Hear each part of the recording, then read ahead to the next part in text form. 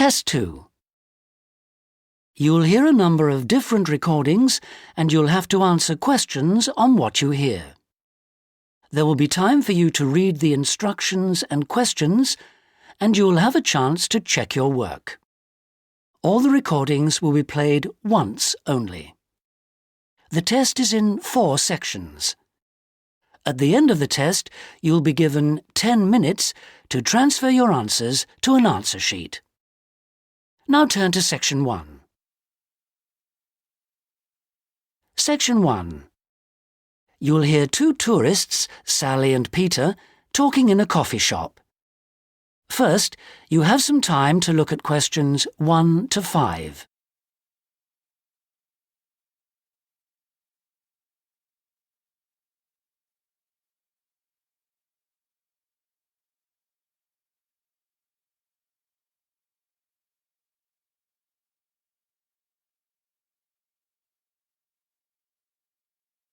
You'll see that there is an example that has been done for you. On this occasion only, the conversation relating to this will be played first. Oh, Peter, there you are. You've been ages. What kept you so long? I'm sorry I'm so late, Sally. Have you been waiting long? Oh, half an hour. But it doesn't matter. I've had a coffee and I've been reading this guidebook for tourists. Sally has been waiting half an hour for Peter, so C has been circled. Now we shall begin. You should answer the questions as you listen because you will not hear the recording a second time. Listen carefully and answer questions 1 to 5. Oh, Peter, there you are. You've been ages. What kept you so long? I'm sorry I'm so late, Sally. Have you been waiting long? Oh, half an hour. But it doesn't matter. I've had a coffee and I've been reading this guidebook for tourists. Sit down. You look very hot and tired. What would you like to drink? I'd love a really chilled mineral water or something. Will you have another coffee? Yes, I will. The waitress will be back in a moment. Why were you so late? Did something happen? Yes. You know, I went to the bank to cash some traveler's checks. Well, the exchange rate was looking healthy, but when I went to the teller, they told me the computer system was temporarily down, so they couldn't do any transactions. They said the problem would be fixed in a few minutes, so I waited. And then I started talking to another guy in the bank, and I forgot the time. Really? Someone you met in the bank? Does he work there? No, he was a tourist from New York. His name's Henry, and he's been here for a week, but he's moving on to Germany tomorrow. He's an architect, and he's spending 4 weeks traveling around Europe. Just like us? Yeah, just like us. He told me the names of some places where we should eat. Great food and not too expensive, he said. Oh, and he also gave me this map of the bus system. He said he didn't need it anymore. Oh, that's useful. Pity he's moving on tomorrow. Here's the waitress. Let's order. Do you want anything to eat, or shall we just have a drink? Well, I'm hungry, and we've got a lot of sightseeing to do, so let's just have a snack and a drink. Sounds good to me. Before you hear the rest of the conversation, you have some time to look at questions 6 to 10.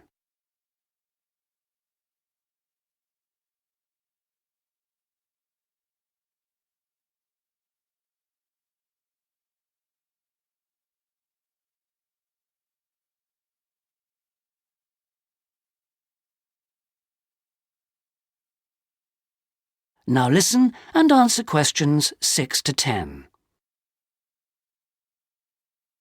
Well, let's decide what we'll see today.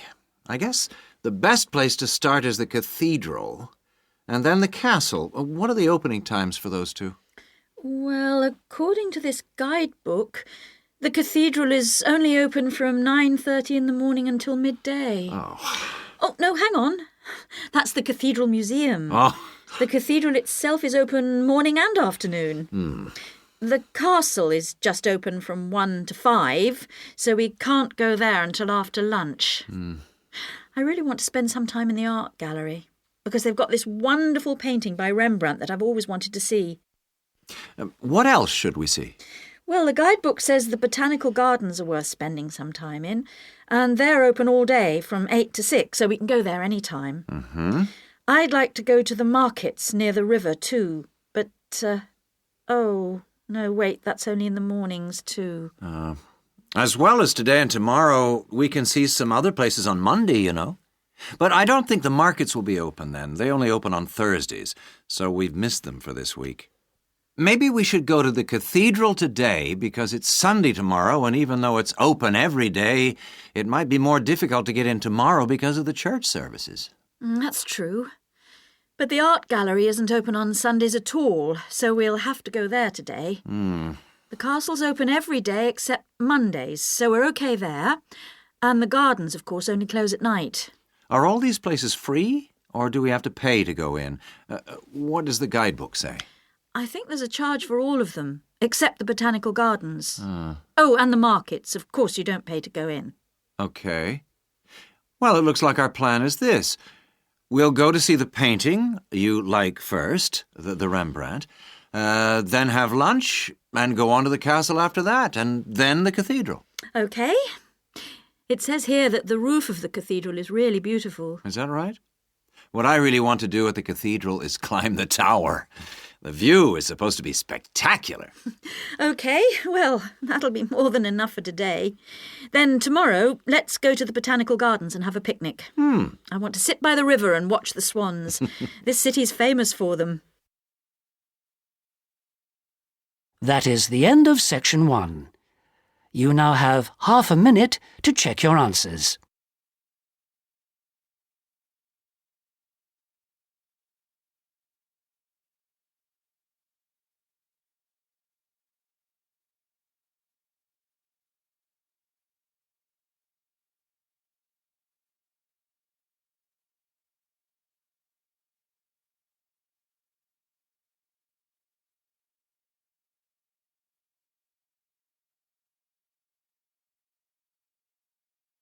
Now turn to section 2.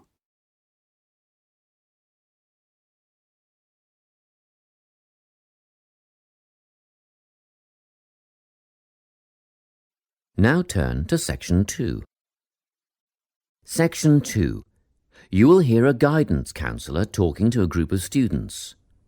First, you have some time to look at questions 11 to 14.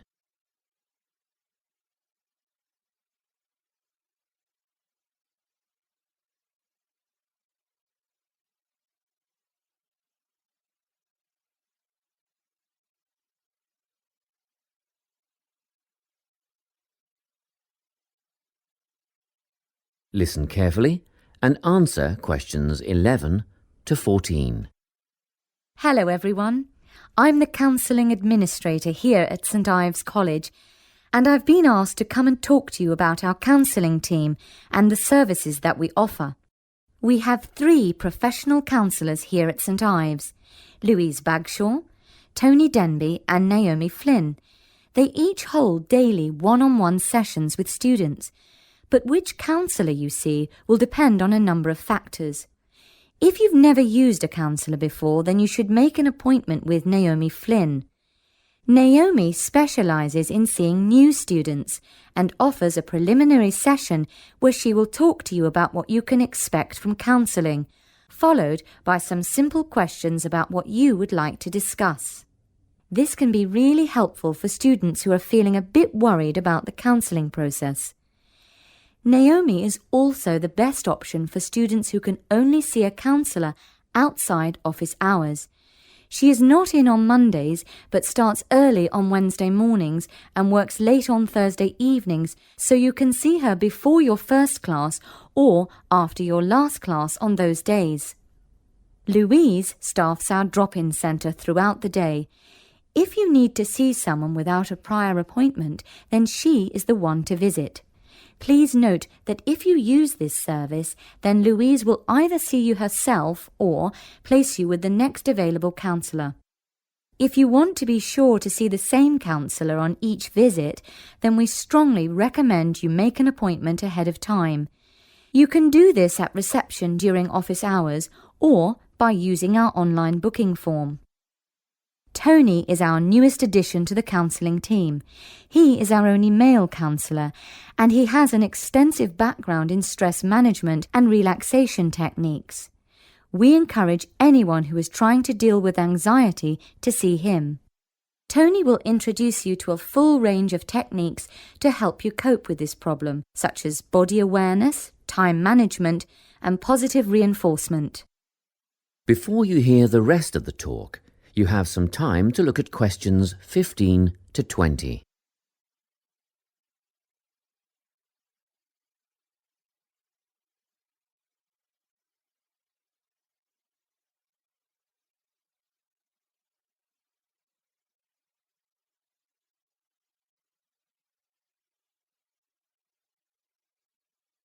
Now listen and answer questions 15 to 20.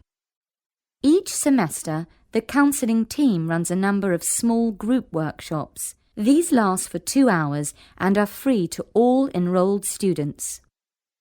Our first workshop is called Adjusting. We've found that tertiary education can come as a big shock for some people. After the structured learning environment of school, it is easy to feel lost. In this workshop, we will introduce you to what is necessary for academic success. As you might expect, we're targeting first-year students with this offering. Getting organised follows on from the first workshop. Here, we're going to help you break the habit of putting things off, get the most out of your time, and discover the right balance between academic and recreational activities.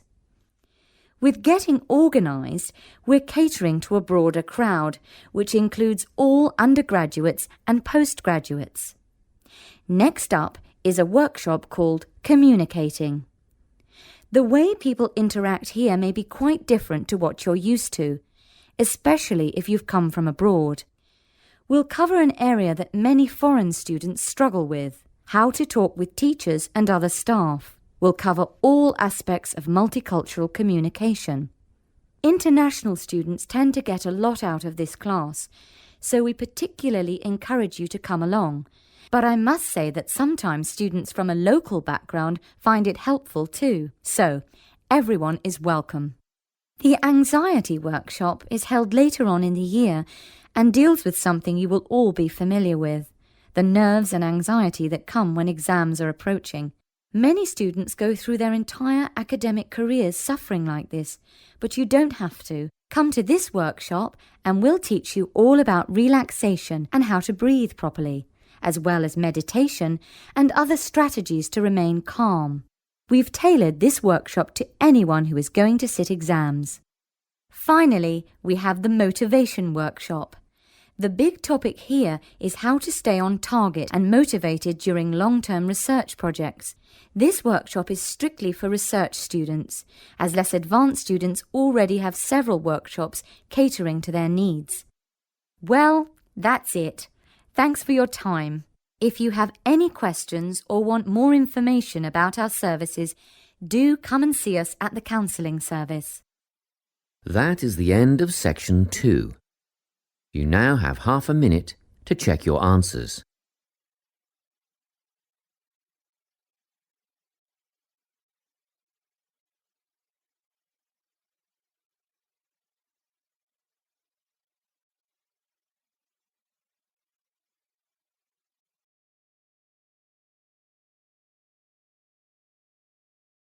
Section 3. You will hear a student called Greg talking to his student about the study of the wind farm in Australia. First, you have some time to look at questions 21 to 25.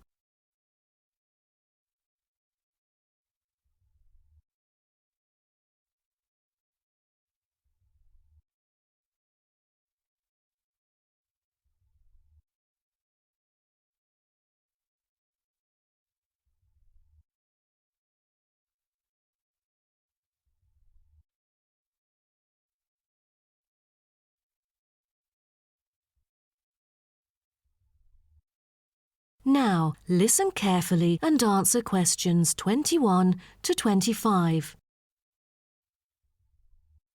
OK, Greg. So I finally managed to read the article you submitted, the one about the study of the wind farm in Australia. You did? Great! What did you think of it? Yeah, I was a little confused at first because of the background information you failed to present on the paper. I mean, it's kind of important for you to give some general knowledge before you start actually writing on the main theme. Oh, I was thinking of doing that during the presentation session, but now that you have mentioned it, I could add it to the beginning of the essay. I've done some research on that, to think about the different ways that people use wind. Wind is one of our cleanest and richest sources of power, as well as one of the oldest. Windmills began to be used in ancient Iran back in 7th century BC. They were first introduced to Europe during the 1100s, when armies returned from the Middle East with knowledge of using wind power. For many centuries, people used windmills to grind wheat into flour or pump water from deep underneath the ground. During the 1970s, people started becoming concerned about the pollution that is created when coal and gas are burned to produce electricity. People also realized that the supply of coal and gas would not last forever. Then, wind was rediscovered and carried out into research for the first time. Greg, why don't you just put all that information together and present that in the introduction part of your essay? Okay, I'll do that. What also intrigued me was that there were disadvantages about a wind farm. You see, all the conventional green scenarios for reducing carbon emissions include a dramatic upscaling in renewable power generated by wind, both on and offshore. However, the environmental impacts of this large-scale industrial deployment, both of turbines and power lines, frequently in relatively natural areas, are often neglected by climate campaigners. For example, wind turbines have the reputation of generating noise as well as electricity. So as more electricity is produced, they can be really noisy. Another thing is that some new turbine blades kill a worrying number of birds, especially large birds like raptors. But there must be a bright side, right? Yeah, of course. According to figures pulled together by consultants of the Intelligent Energy Systems using data from the Australian market operator, wind energy accounted for 50% of demand in the state. That's half of the power source. Besides, this one unexpected outcome really attracts lots of visitors and helps the local tourism. That's good to hear. Before you hear the rest of the talk, you have some time to look at questions 26 to 30.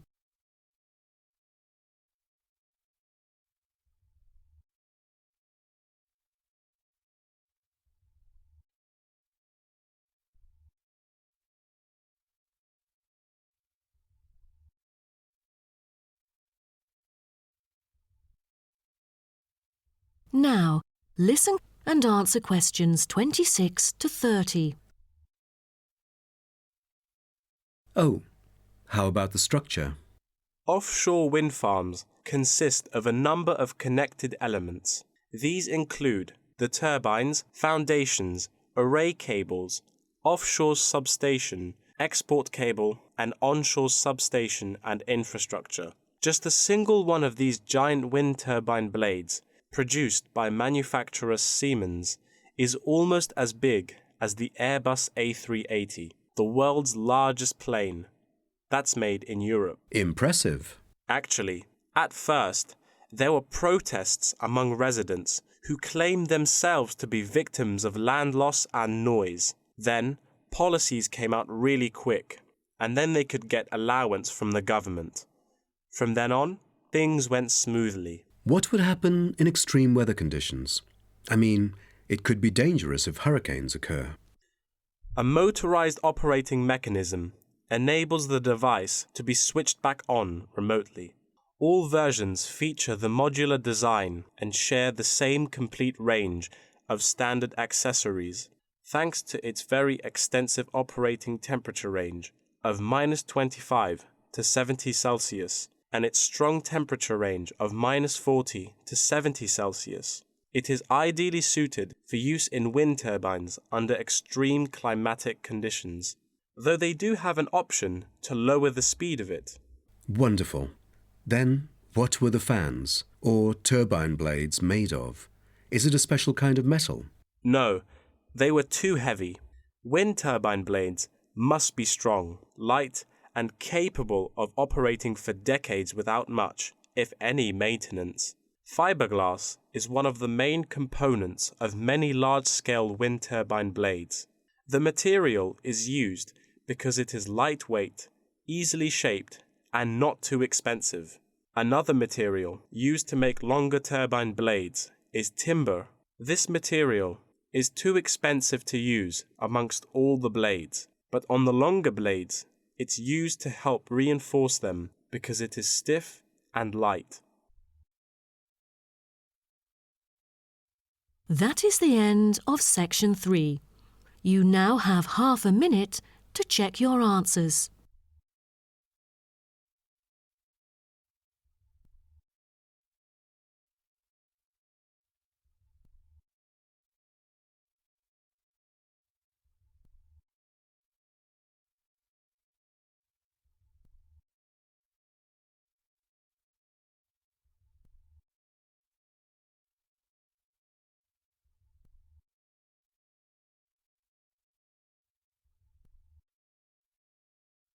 Now turn to section 4.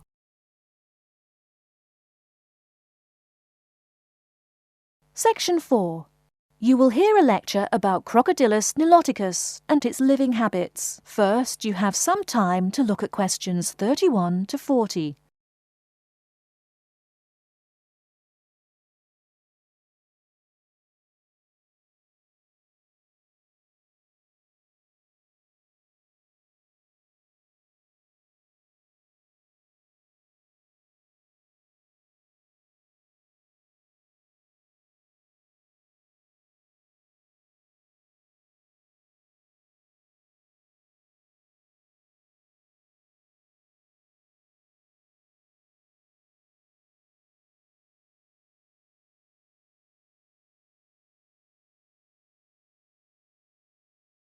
Now, listen carefully and answer questions 31 to 40.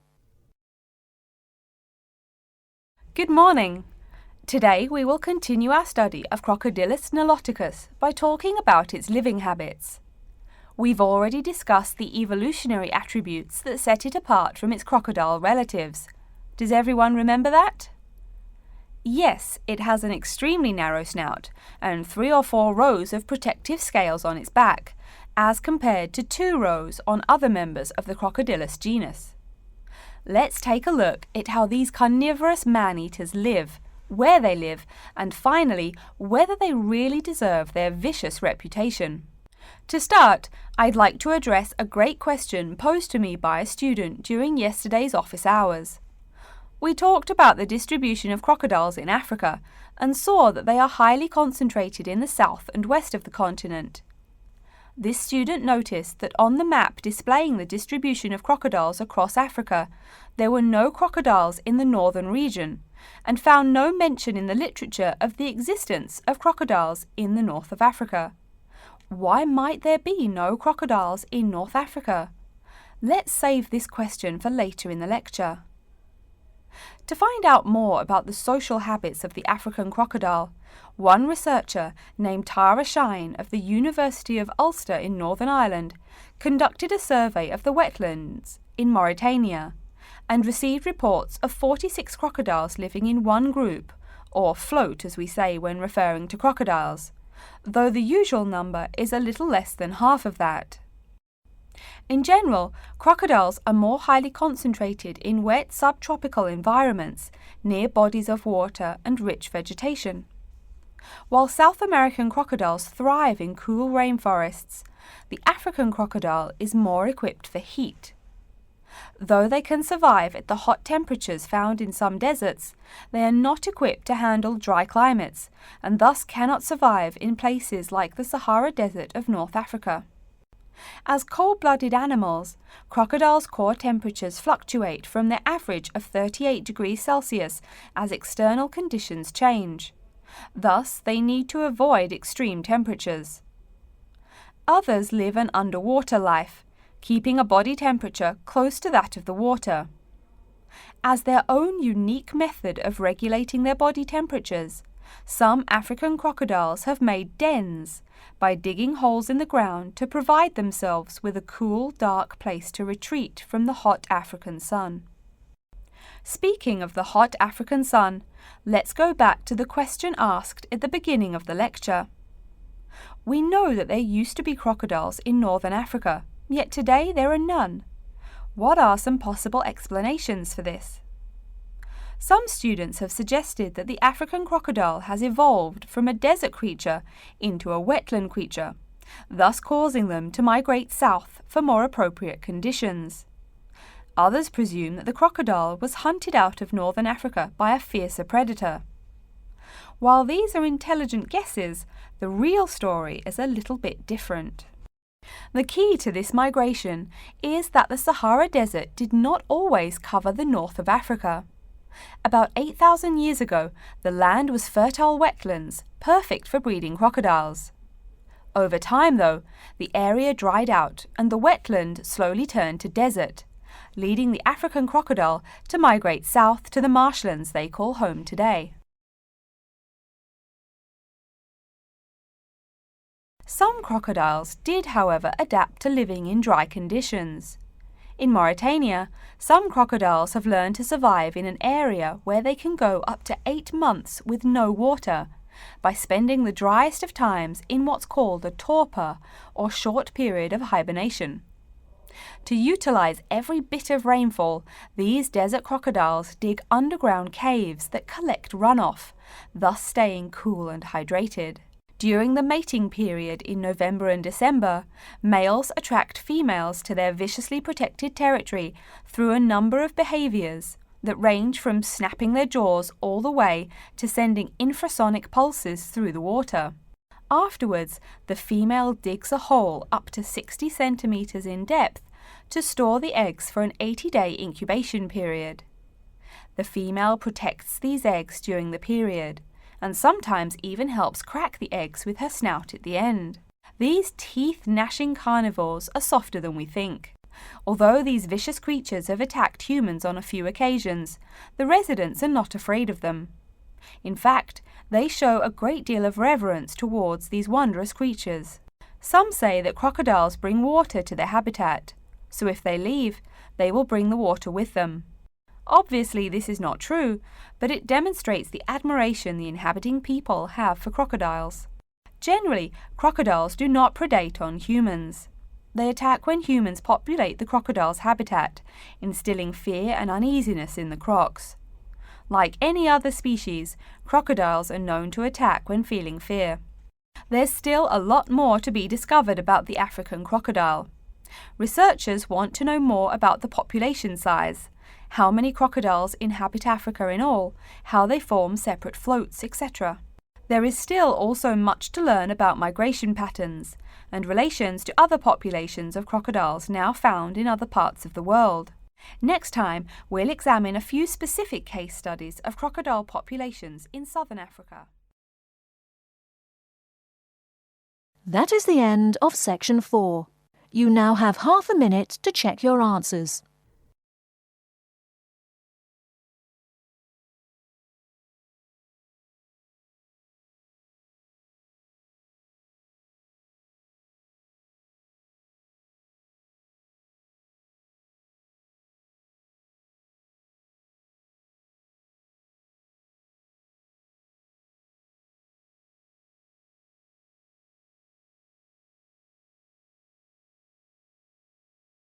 That is the end of the listening test. In the Ielts test, you will now have 10 minutes to transfer your answers to an answer sheet.